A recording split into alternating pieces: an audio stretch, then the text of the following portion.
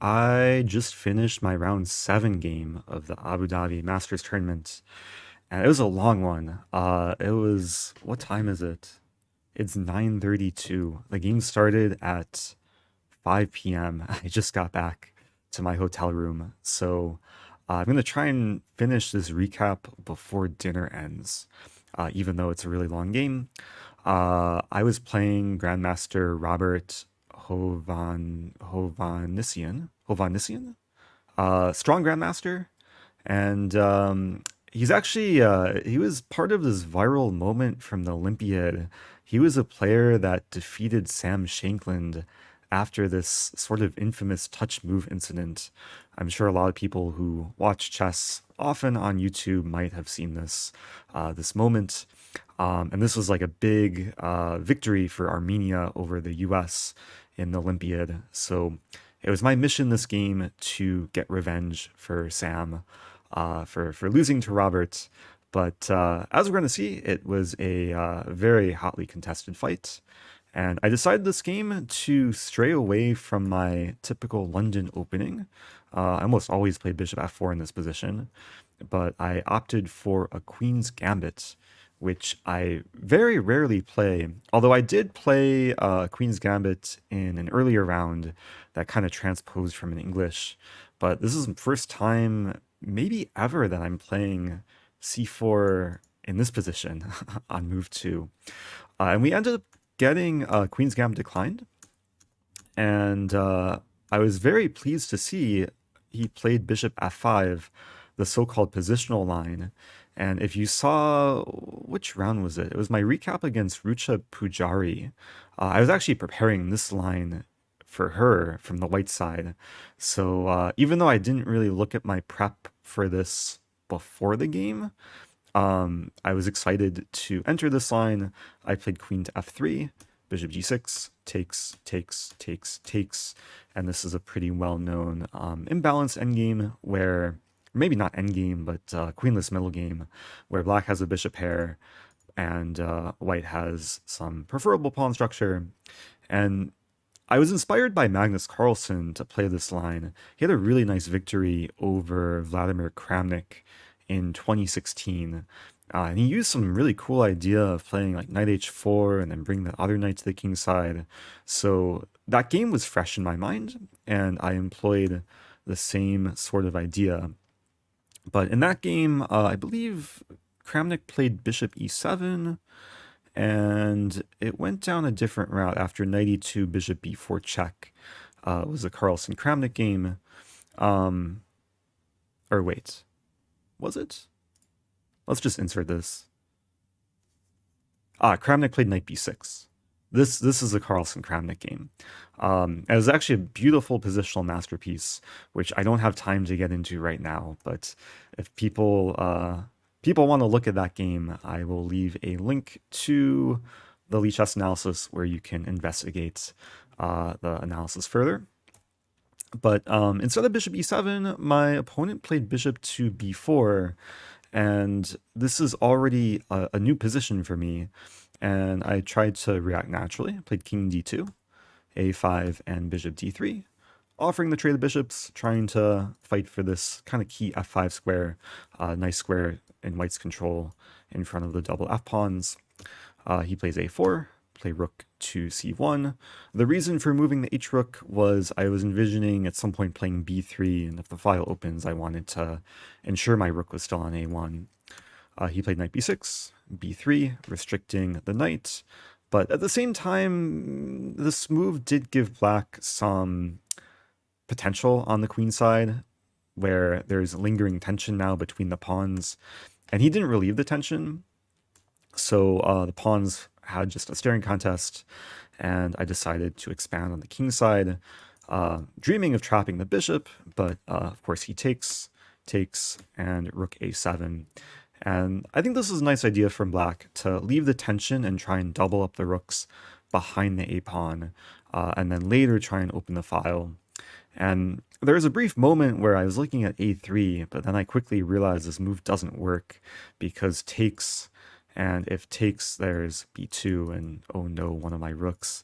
So I didn't play a3, played rook a b1, takes, and I did concede the a file, but black can't really make use of it so much because I'm controlling the two kind of main infiltration squares. Rook a3 doesn't do much, the b pawn is always defended. So I was still feeling relatively comfortable here. Rook a8, knight f5.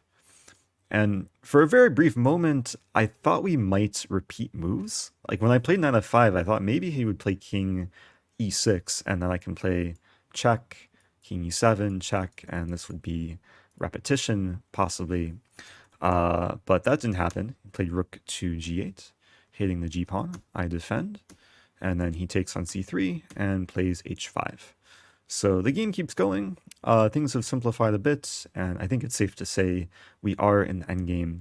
H5 was kind of an annoying move because it stopped me from playing, of course, discourage g4 entirely, but it also has the idea of playing king to e6. And I should note that if he plays king e6 too soon, I could play knight h6, and there's no rook g6 because f5 is a nice fork. But with the pawn in h5, if we go into the same line, king e6, knight h6, he would have rook h8, just trapping the knight. So I did have to be a bit careful here. Played knight g3, hitting the pawn. He defends. I play king d3. Now, one note, I kind of realized this during the game. The DGT board was not working because there was an arbiter that came by at various moments who would just take a picture of our score sheets, and then he would walk away, and presumably he was like manually entering the moves. So yeah, disregard the timestamps here. At this point, I probably had like 20-25 minutes left. I was taking my time in the middle game, and I think for most of the game he was up maybe 10 to 20 minutes on me. But okay, things continue. 92. Knight c8, this is a very common positional maneuver. The black knight is happiest on the d6 square to control some more key center squares. I play knight c3, knight d6, and now I play e4, so deciding to transform the position.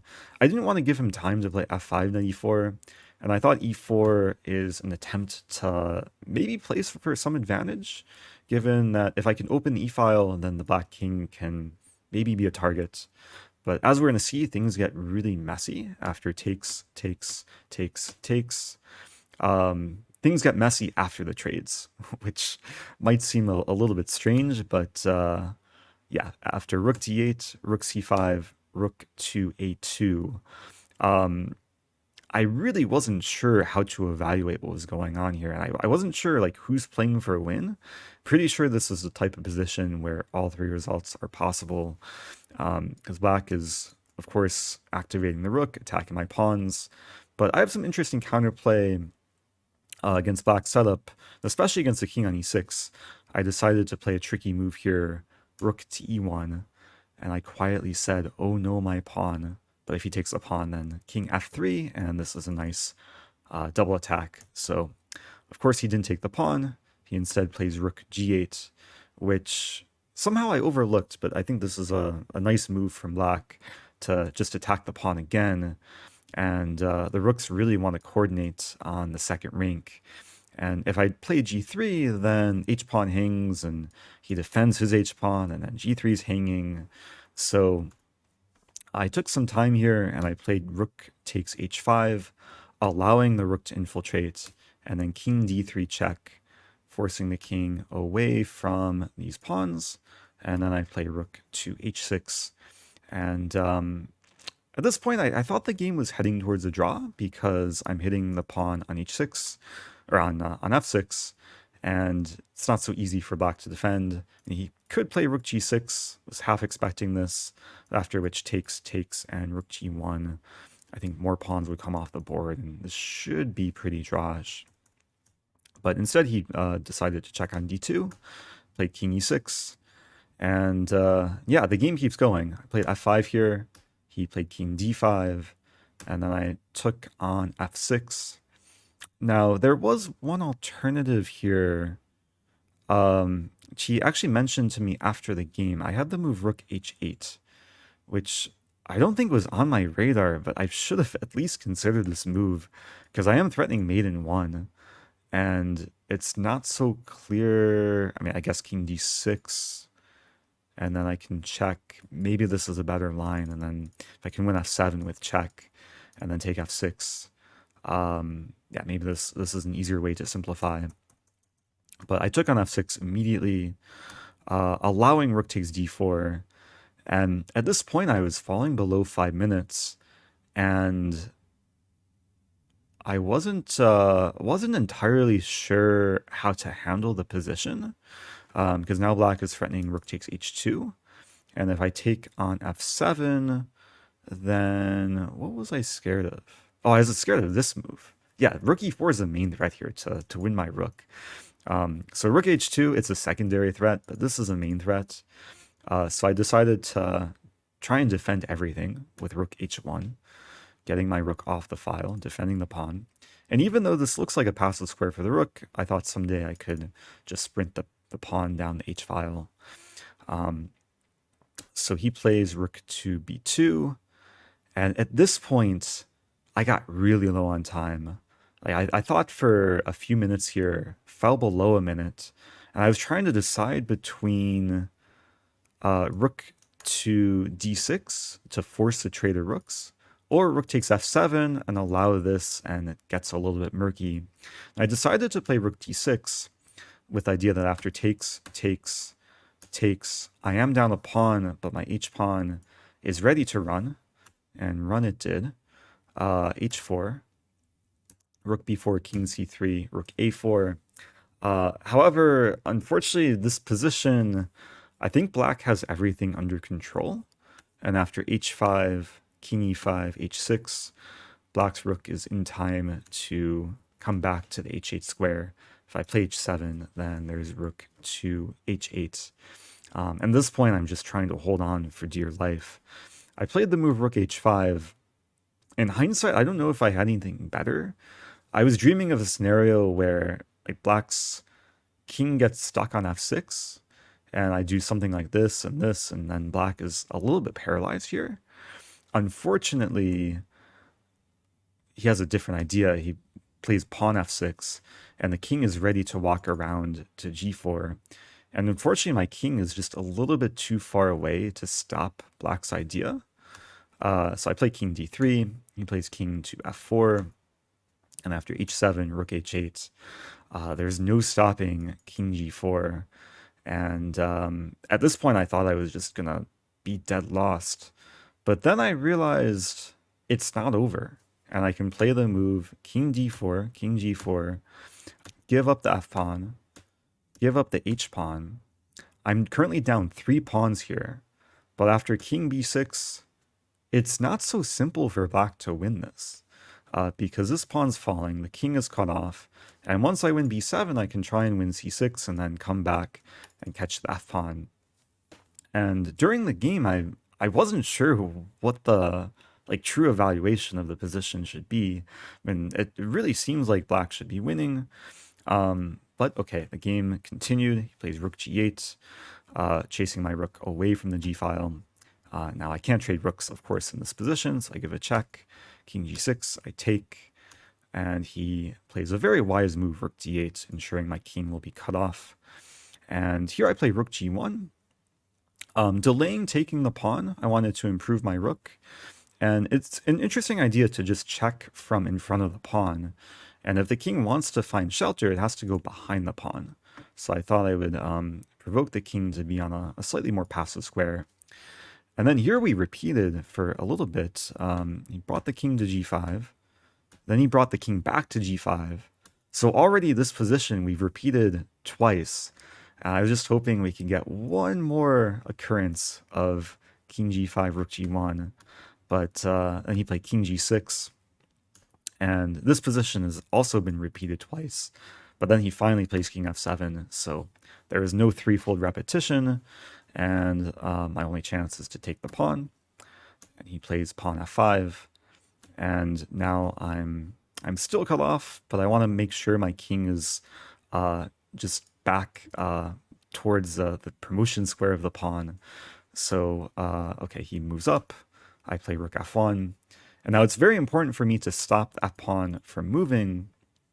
But he found a nice idea here after king g5, rook g1, king h4. And after rook f1, king g4, rook g1, he puts the king on h3. And then once I play rook f1, he doesn't have to move back with the king. He plays rook f8. And even though he is no longer cutting off the king, his king is perfectly optimized to help the pawn advance and also to gain tempo on my rook. And unfortunately, I think this is a losing position for white.